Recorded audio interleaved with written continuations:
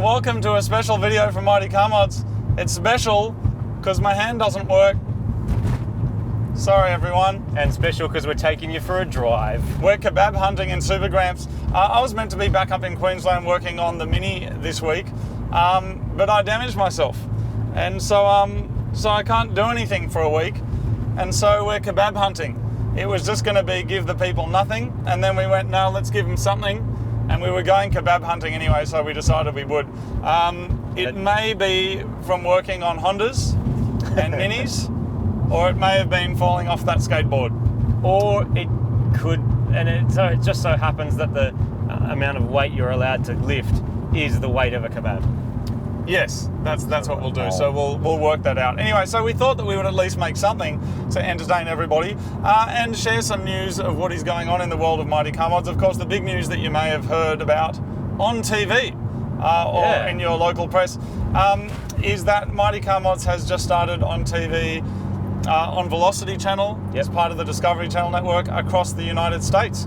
And it's soon going to be hitting up TV screens all over the world, in places including the Middle East, Africa, Europe, UK, of course New Zealand and Australia. It's not a special new episode. Is this my mum? Is it my mum? I'm going to answer it, I'm going to see. Probably is. I'm just shooting a video, so I'm going to have to call you back. My mum just got another dog. Really? Yeah, and just spent $800 giving it some kind of operation. That is the luckiest dog, man. If your dog ends up with your mum as its owner, it is a lucky animal. Living with a vet nurse who can dissect your bits. Anyway, so what does it mean? It means that episodes of Mighty Car Mods are going to be playing to a whole new audience of people that's on TV. It's pretty exciting. We live in an internet world, Martin, because we're young people, I guess, sort of. Not as young as some younger people. But for a lot of people, they don't have the internet or they just don't spend their time on YouTube. So a whole lot of people are going to see Mighty Mods for the first time across a whole lot of countries around the world. That Mighty Car Mods goodness will be delivered through some kind of cable or satellite thing into your television. You can schedule it and do all those kind of fun things, which is pretty cool. So you won't be missing out though if you've got a subscription on YouTube with us where you can watch our videos for free, and yes, they'll always be free. You're not missing out on anything.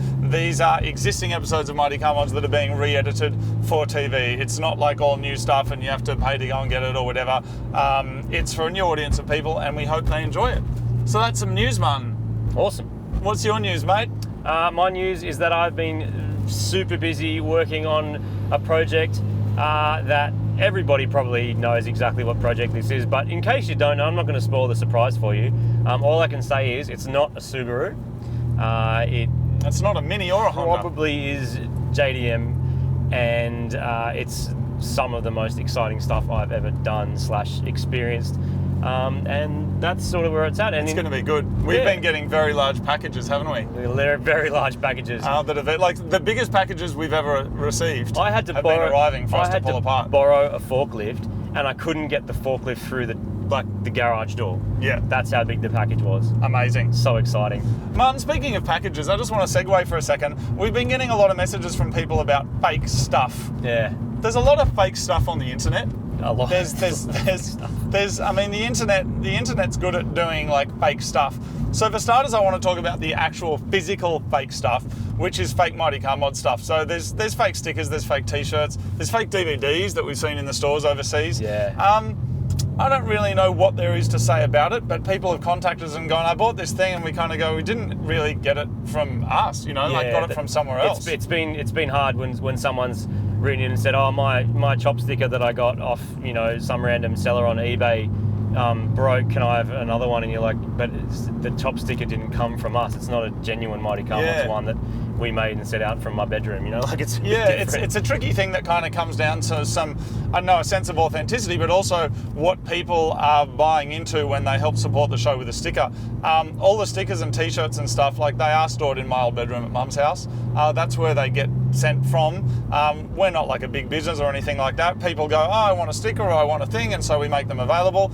But when you're getting it from eBay, look, it's a tricky thing. It's a tricky thing to reconcile. I mean, we were at Guns N' Roses last week, and they've got their official merch, and obviously that's what helps them get there and do their thing. But then there's people in the car park that are selling their own like Guns N' Roses t-shirts or whatever, and fans were really angry they were yelling at him. They were saying, you know, like, this is not real stuff, whatever. So I don't really want to make any like crazy claims about that. People are like, start legal action, do this, do that. And the thing is, it's not our stuff, and if it's not from our shop or like some official source, which is pretty much from us or from the shop, it's just fake stuff. Which brings me to the next point, Martin, which is on our new video. The latest and like the most popular comment on there was a fake YouTube account, and we've been seeing a lot of that stuff lately. So it's our photo, it's our name, and it's telling people to go to a website or go and do a thing. If it's not on our Facebook page, or it's not our YouTube video that we uploaded, you can pretty much assume that it's going to be fake. There's also it's not very likely that you're going to see a post from us on our own video directing you to do something that isn't already sort of in the video or somehow related to us, or to buy a chop sticker and support the show. To go on some random website that's not us, like, just put your normal sort of bullshit meter on and think, oh, it's pretty unlikely the guys would be sending me to go and buy enter some special code into a thing to win a watch or win a phone or something like that. It's not going to happen. It's not going to happen. So keep your eyeball out. Yeah, I mean, what we've seen as well is that some people, and it's usually companies, is they'll get a screen grab of the forum or the Facebook, and they just change the text and make it look like we're endorsing a product. And they'll go, look at this, the guys really like the thing. And there's something that looks like we've written something on Facebook, or it looks like we've written it on the forum, but we're actually like promoting some drink or some just some random thing.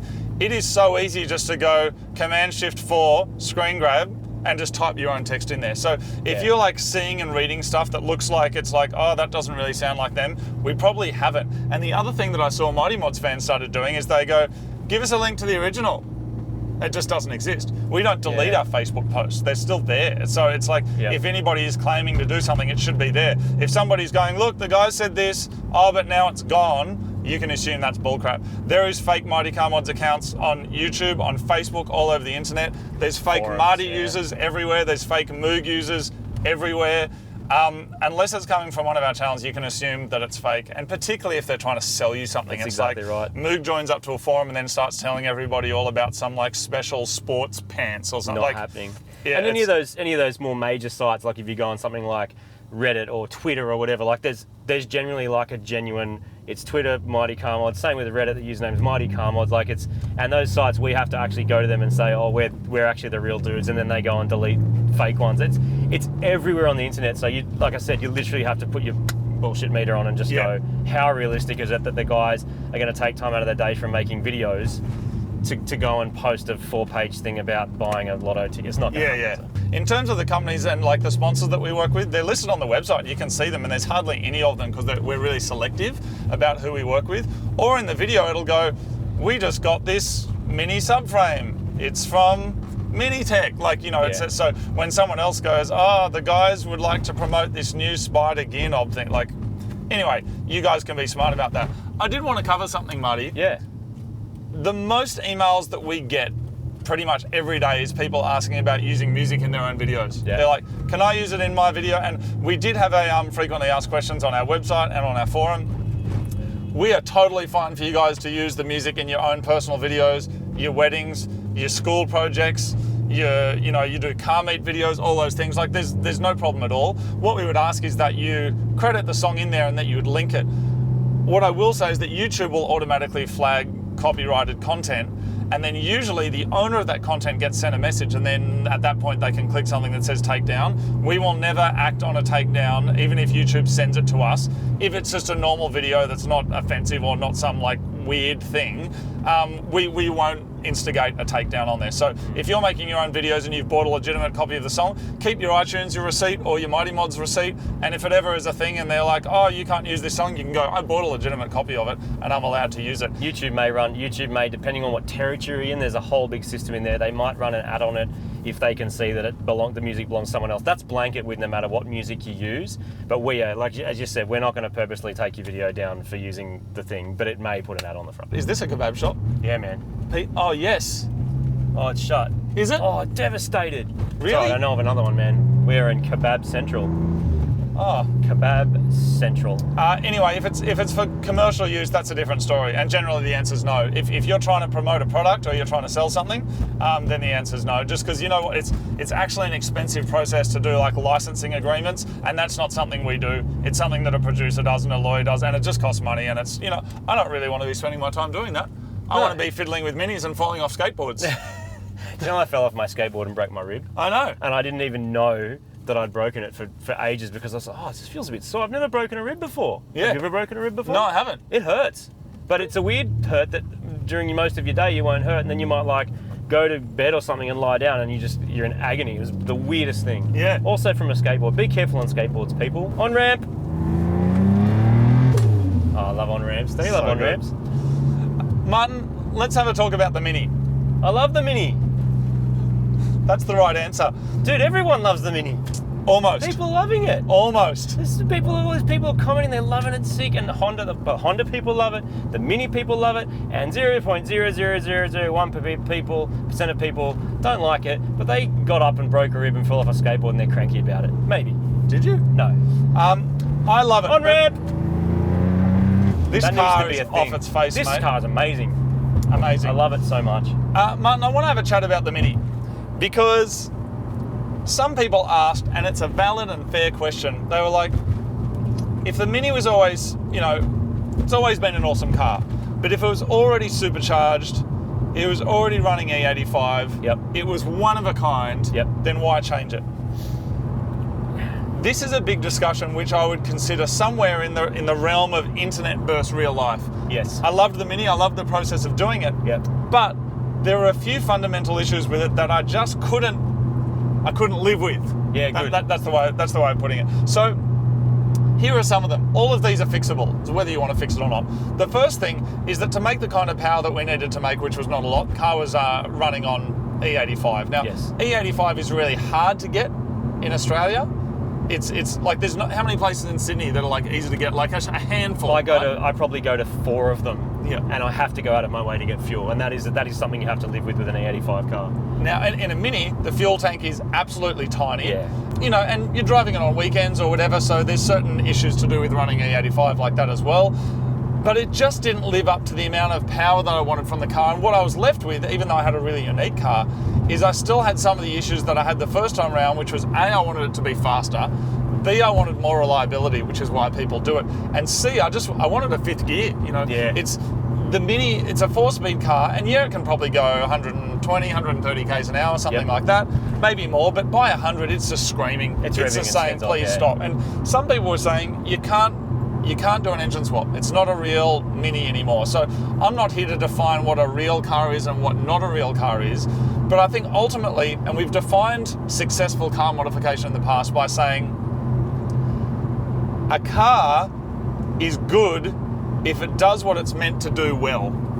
Yeah, and has to do it well in real life. That's another thing, because it's also, you see a lot of cars built, like a build where it's got the right body kit, the right wheels, the right height, the right everything, and then on the road to drive, it's an absolute bucket, or it never moves. Or as Turbo Yoda was saying to me the other day, like, you've seen cars like that are built as race cars. They go to the racetrack once and they're totally wrecked. Yeah. Because everything that was built, like things are on fire and things gravel and stuff, and it's dirty and all this work that's gone into a build. So there's a certain line between built by numbers of what's going to work theoretically, and then in the real world of going, oh, actually, this just needs a fifth gear and more capacity, and it needs to be more modern because it's just, you know. Well, the thing that was hard for me is the Mini is my favourite car. I'll never sell it. It's a forever car. But the thing I was struggling with, you get up on the weekend and go, cool, you know, go visit my mum. It's all like highways. Yeah. And I would just go, Yeah. I don't know if I want to take that. I'm going to have to carry extra fuel with me. I'm going to be sitting on the highway. The car's just going to be sitting there going, and I felt really uncomfortable about it. And I went, what is going to make this car a really usable car that I would just love to get in and drive every single day? And that is a fifth gear and some more power and some VTEC. Let's just be honest. So I'm that's so why interested to see what that's like with VTEC. It's not a justification as such, because I knew that I wanted to do it, and I had a big chat with our Dose Fader first, We had decided if it was like a legit 60s classic Mini, it should just be left as it is. Yep. But the JDM Minis are kind of already in their own category, whereas some people within the Mini field, they go, oh, Jap spec Minis, they're a bit different. They're kind of on the periphery of the real Minis, That Mini shares parts with the colour in right now. Either way, like Mighty Car keep the car the same. Mighty Car don't modify. Mighty Car, like it's kind of what we enjoy doing and what we enjoy the experience of sharing is showing what's possible with it. Yeah. And it's possible. And also, you maybe you're going to want to be 18 later. And turbo. And we'll show that. Because that's a cool thing. Our kebabs are very close. Okay. Close at hand. Amazing. So there it is anyway. That's why it was going to happen. There was nothing that anybody could have done or could have said that was going to stop it. But that's what's going on with the Mini. And now it is kebab time, isn't it? Absolutely. God, I'm so pumped for this action. Kebab time. Oh, that was amazing. Oh, I dropped it. We're all good. All right, let's roll, Martin. We going? Yeah. All right. So good. Cheers. Oh, cheers, Martin. A big mess all over my new Tay t-shirt. Tay. A Mighty Mods fan made this. Yeah. Send it in.